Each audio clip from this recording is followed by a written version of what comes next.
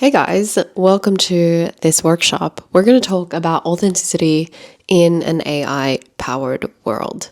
You guys, we are living in some different times. I don't know about you, but AI for me has been really interesting, and the experience with it has had me most of the time pretty mind blown at what artificial intelligence is capable of. And it's also made me think about my place in the world. I have to be honest, there was an existential moment that I had with AI when I remember I was reading through one of these creators' emails that I follow, and I was like, oh my goodness, you guys, this was not written by her. This was written by AI. And when I read that email, I was shook because this is a creator that I've always admired. And I've always found her content to be extremely interesting. And so for me, when I was reading that email and it kicked in that, oh my God, this is not an authentic piece of content, I had to pause and be like, first of all, why is she doing this? I feel extremely betrayed. And second of all, I had to take a step back and I paused and I said, well, haven't I done the same with the content that I have created? Admittedly, I have also used AI to create and generate captions and content ideas. And I was so quick to point the finger at her and to say she's not being authentic. And why is she putting this, artificial information out there rather than just creating? But I had to really reflect and realize that we're probably all doing it too. And it doesn't have to be a bad thing. In fact, we can engage with AI in a way that is empowering and in alignment with our authenticity, but there are some prerequisites to that. And in order to build trust with people these days, as a creator, as a coach, as a business owner, it is so important that we are transparent about our AI use and that we use it in a way that is in alignment, in a way that serves our brand, our message, and most importantly, the people that we're here to serve. So we're going to be diving into that today in our workshop. So I'm going to answer for you questions like, how do we use AI without losing our voice? If everyone is using AI, how do we stand out? How do we actually have an authentic presence online? And is it still authentic if AI helped you create something? And will AI replace coaches? These are some of the questions that I've been asking too. I am a life coach and a women's community founder and builder. I created the I Am Her Collective, a space for local events, retreats, and connection for women who are looking for friendships at a period in their life where they are going through some form of identity transformation and life circumstance evolution. I have coached for about 5 to 6 years now, and I have absolutely loved every single minute of it, supporting women through navigating who they are, where they want to be, and how to do that in the most authentic and aligned way to them. I also coach women through, some of the bigger questions in life, like what do I really want? What really matters to me? What are my next steps? And if you're a coach, you will completely understand what this looks like. I remember, when I started the collective, I didn't realize how desperate the world was, and women in particular, for connection, for authentic connection, both to themselves and out to the world, the people around them. I think post-COVID, especially, there was just this period of time where we were all deprived of this authenticity, these authentic connections and interactions. We were holed up in our houses and stuck to the digital space, and so much of this technology evolved. Now, post-COVID life, it's really different. So many community spaces and groups have popped up in local neighborhoods. I speak for here in Sydney, Australia. So many communities have been built as a byproduct of this. And on top of that, so many people are also dependent and heavily reliant on AI.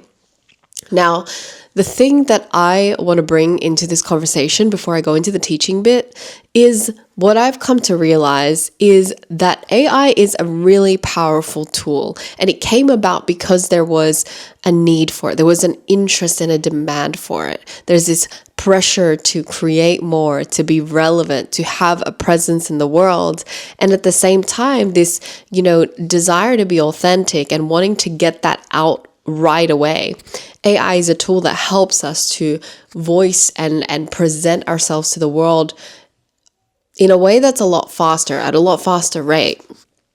And although AI might be changing how we create, it's actually the way in which we create that makes the difference. Because to stand out in this fast-paced AI-powered world today, as you probably know, everybody's starting to look and sound the same. So to stand out, it's really not just about what you produce nowadays. It's about how you go about producing it. It's about how you create it. And that's what makes a difference. We're going to talk about everything before the AI engagement that you're going to do, because I know you're going to do it, because why not? It's a powerful tool. But we're going to talk about the work that has to happen within you and your business that's going to make the difference in creating an impact and building a brand and audience that's going to love everything you do and journey with you the whole way through. You guys, that rhymed. That's crazy. Anyways, you might see me looking down here on my screen. So this is just where I have my notes. Now, I want to also answer some really, really important questions all throughout this workshop. So with the 10 minutes that we have left, let's get into it. The biggest question that I hear is, how do I use AI without losing my voice? This is probably the biggest concern that most of us have around AI, because all of a sudden AI allows us to create captions, emails, newsletters, sales pages, websites, frameworks, everything with a click of a button. But what I've noticed is that if we are not careful when we are using these technologies, we can start not just outsourcing the creativity and the creative process, but we can start outsourcing our thinking. And that is the part to be most wary of, because in my opinion, AI and being authentic with your use in AI is not necessarily about just plugging and playing. It's about asking yourself questions and working with AI to shape something so that it is truly in authentic alignment to you. So we need to start asking questions like, what do I actually think about this draft piece or this first edition that AI has produced for me? What should I say about this? How should I refine it? What doesn't feel 100% like me and how I would say it? And there's something called training AI where you can go and plug into it how you would say it. So what I typically do is I will get its first revision and then I will make my changes and then I will plug that back in and say, take note of the changes I've made. This is how I want my voice and my brand to sound. And over time, your history will build and it will begin to better understand how you actually speak. And that's the really, really important part. You want it to capture that. And that's where the subtle shift is, when authenticity can really begin to be weaved or folded back into your AI engagement, rather than letting AI have its own voice over yours. One thing I've learned from building my community and obviously creating content for it is that the most powerful ideas often don't come from trying to sound super impressive, which AI language tends to be. It's very education focused and very value led. For me, the biggest difference that I have had in building a brand and building my community's presence online is through lived experience. It's through powerful storytelling. One of the most powerful and high-reaching pieces that I ever shared was about the experience that I had that led to finding myself, that led to creating the I Empower Collective. It was my own life journey, and all I did was share the story, sharing my story, and not necessarily having the content piece be perfectly structured, just recalling the events of my story and my journey and how it led to the building of this community. I realized wow, I actually can resonate with people on a deeper level. It's not about talking at them, it's about connecting with them. And women resonated with it and had felt that too. So how do you go about doing that for your own brand or for your own community? Well, one of the things I do is support women through a 6-week journey of becoming their unapologetic selves. This is my unapologetic journey process. There are 3 things that we typically work through together in this process, and today I want to share you a little bit of a snapshot of them within the context of authenticity and AI use. But first of all, you need to know a little bit about the context of how this actually came about. In a nutshell, because we don't have all that time today, in a nutshell, my personal journey started in building this collective way back in COVID, 5 or so years ago from this recording. COVID was when I decided I was going to start a business, and a business to start I did. I actually hustled so hard for 2 to 3 years, so much so that I not only created a full book of clients, I moved out into my own place, I got my dream car, and then I hustled until I burnt out.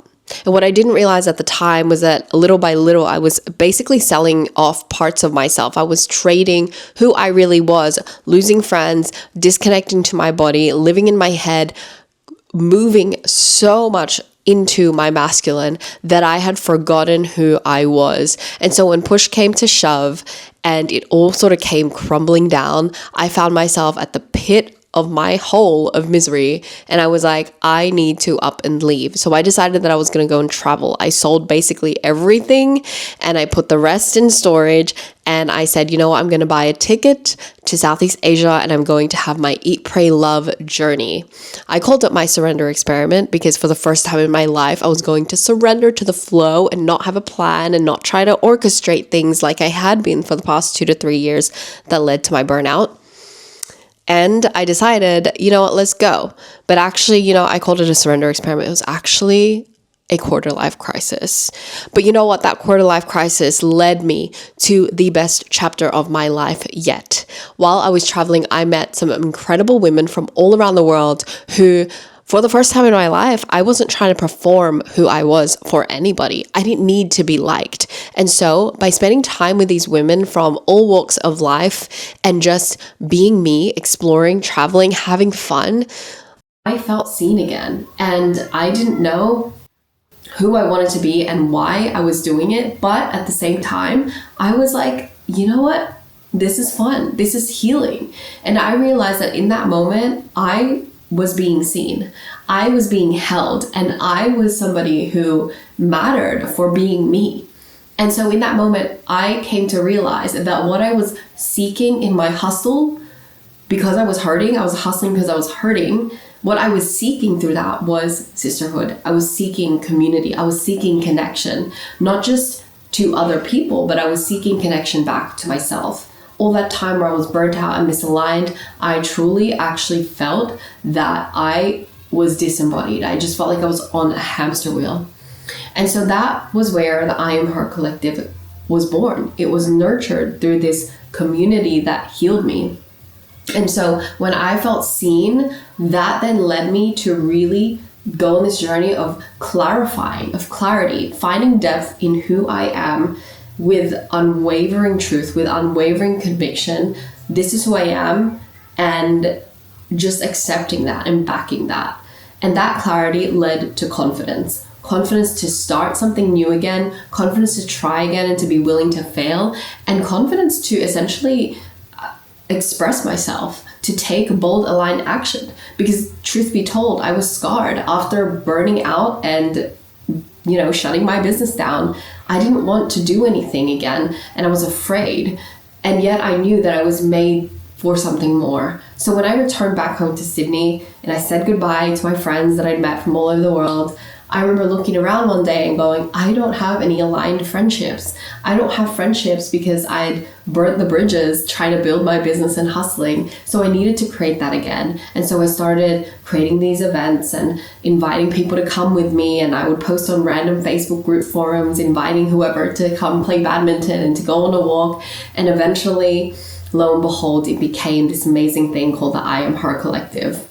So for me, this incredible journey has just transpired through my personal experience. And it is truly this personal experience of being healed through community, of finding clarity by looking internally, not externally. And thirdly, finding confidence, building confidence as a byproduct of loving myself, developing unwavering, unconditional self-love that compels me to take courageous and aligned action.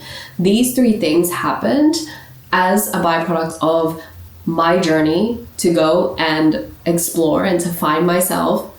And then I bought that, and now it feeds into everything I do, from the events and the way that retreats and workshops are structured in the I Am Her Collective, all the way through to my unapologetic journey coaching process. So this is where this matters, and this is why it matters. So today, in our short time, I want to spend this AI authenticity dialogue really unpacking this view that I have about AI. It's that you don't become disempowered by your access to AI. You never want to lose yourself because of AI. Instead, you want to see it as a tool to enhance your impact in the world, but you have to start with being authentic first. And that's where this journey of becoming your unapologetic self is going to matter. Because for most of us, we are stuck in that in-between journey or cross, or I call it the messy middle, of like, who am I? What do I really want? And we're on this hamster wheel chasing something, not really knowing what we want, and then pursuing something that doesn't really align with us. And therefore, building a business or a community that isn't truly authentic to who we are.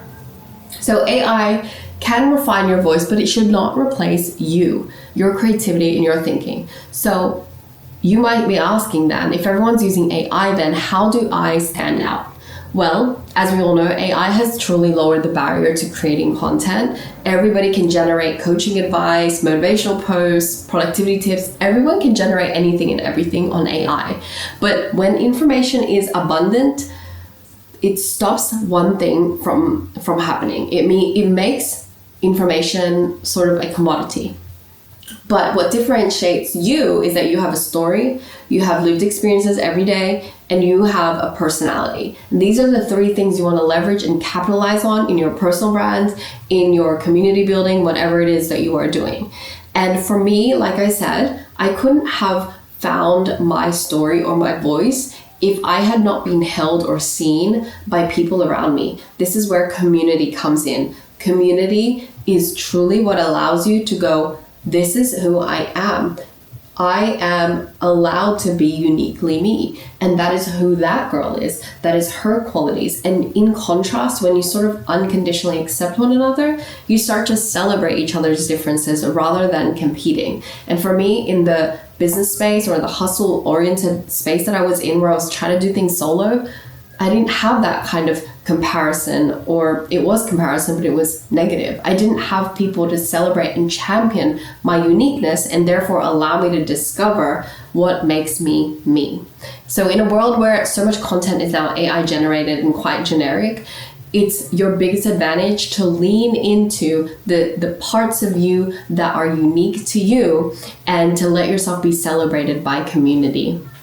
So another question is it still authentic if AI has helped you write it? My take on this is authenticity isn't about whether you used a tool to help you write something. A tool is just a tool. It's about whether your ideas are genuinely yours. So think about it this way. If you speak your truth, you share your story, and you reflect on your experiences, and then you use AI, a tool, to help you refine it or structure those thoughts, you are still communicating something real. Like if you started the base of your idea shaping something with clay and you're using your hands to shape it, but then you decide to pick up a little, like a knife, a palette knife to shape it, it's still yours. It's just a tool that helped you refine it, okay? So it's not about should you use AI or not, because then it'll make it inauthentic. It's about starting with your lived experiences and your journey or your concepts, and then using AI to help you refine it and make the communication of it far better. That's why spending time to get clarity, one of the 3 C's that I talked about earlier, clarity is key. Depth of clarity in your identity, who you are, what you stand for, rather than just looking externally and what is everybody creating, what is everybody talking about, that is the fundamental thing that you need to do first in order to build a standout brand and a sellout business, okay? So clarity is key, and then you show up from that clarity, and then you engage with AI from that clarity. Will AI replace coaches? This is a big one. See, AI can do a lot of things. It can summarize books, it can generate advice, it can write frameworks, it can answer some of your questions, but what it will never do is give answers. Coaching is about emotional nuance. It's about holding space. It's about connection. It's about relationship. It's about presence and intuitive knowing. Now, AI can provide information, but it cannot do any of those other things that I listed. So don't worry, you are safe and your business is safe if you are a coach. But the most important thing is people are using AI as a coach in a coaching function, but it cannot read body language. It cannot sense the moment that someone is transforming or realizing something. These moments are uniquely human, and they are something that you can leverage in the way that you create content, the way you talk about your practice, and the way you engage with people. And that's going to keep people coming back. Now, in a hyper digital world, it can feel like, really difficult to stay human, to stay down to earth and grounded, and to also, especially when you're using AI, to make it clear that yes, you're using AI, but to still be human and to let people know that. I think embracing it and admitting to your audience or sharing with your audience your process is going to make you far more human than pretending like you don't use AI if you use it, right? So this is where you can incorporate creating little pockets of space where you are just your unfiltered self. And for me, in my brand and in my business, I essentially use spaces like WhatsApp, a chat room, Instagram channels to engage more relationally with people, to share more candid thoughts that are a little bit unstructured, a little bit more chaotic.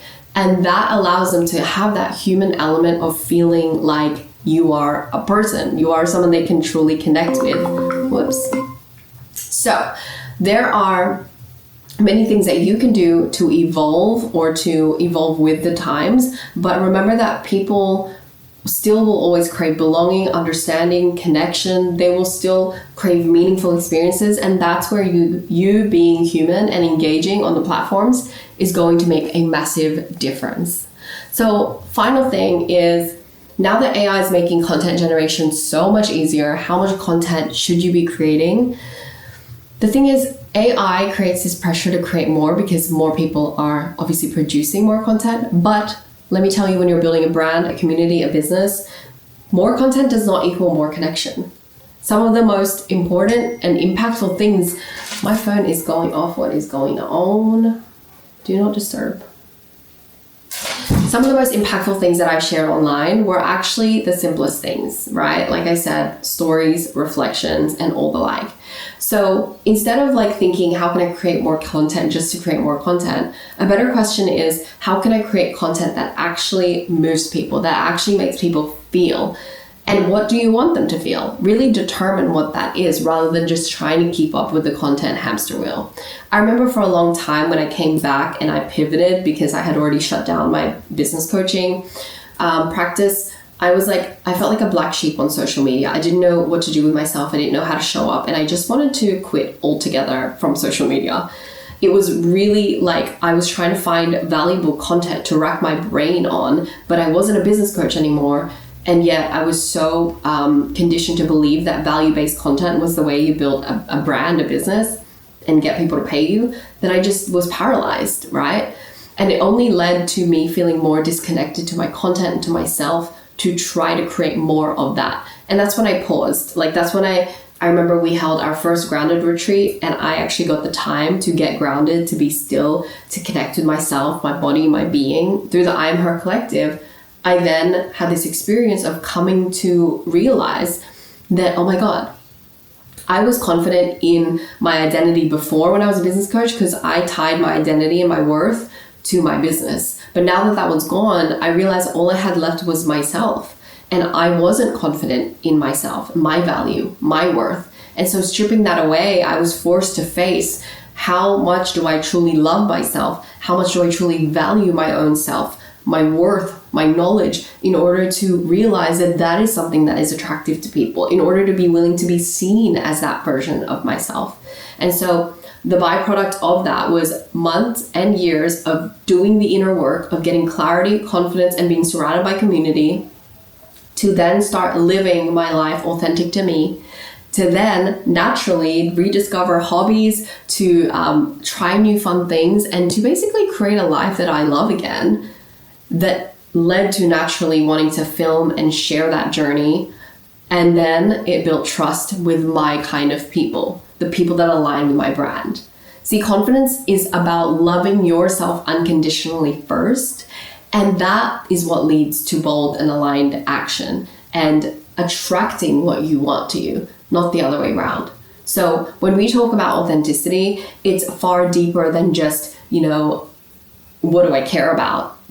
And talking about those things that you care about. It's so much deeper. It's identity work. It's self-worth work. And when I started to do that, that's when my brand started to pop off. And that's when the collective started to really resonate with people.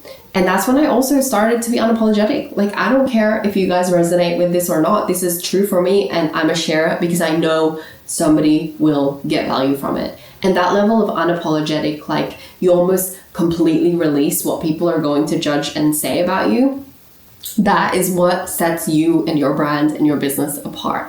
So my message for you to close up this workshop and this training is, remember that AI is just a tool, is just something that's there to help you refine your message, your brand, whatever it is that you want to express. You have to start with knowing yourself, clarity. You have to start with loving and backing yourself so much that it leads you to want to create aligned action or want to create aligned things.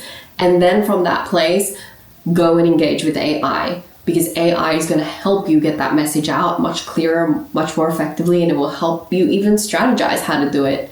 But it has to start with authenticity within, so that you can then begin to engage with AI authentically and other tools externally to you in a way that's not going to have you swaying in order to belong or trying to please and perform for other people and being on the hamster wheel of just creating to create and to fit in and to keep up. Okay? That begins with having a safe space, and sometimes those safe spaces are found in communities, whether they're online or in person.